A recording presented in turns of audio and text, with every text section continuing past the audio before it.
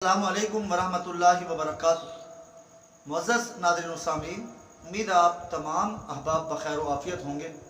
معزز ناظرین و سامعین، ہمارے پیارے نبی مکرم رحمۃ للعالمین صلی اللہ علیہ وآلہ وآصحابہ وسلم کا بہت ہی خوبصورت فرمان ہے کہ ایک ایسا کلمہ جو 99 یعنی 99 بیماریوں سے شفا کا ذریعہ ہے سوائے موت کے۔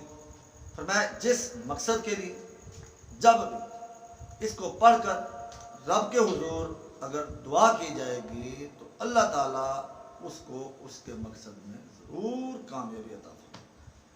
اگر کوئی بیمار کسی بیماری کو مکمل طور پر ختم کرنے کی نیت سے اس کلمے کو پڑھے گا، اللہ تعالیٰ اس کی برکت سے اس کو شفا عطا فرمائے۔ اور وہ عرش کے خزانوں میں سے عظیم ترین خزانہ ہے، وہ کلمہ ہے لا حول ولا قوت الا باللہ، لا حول ولا قوت الا باللہ۔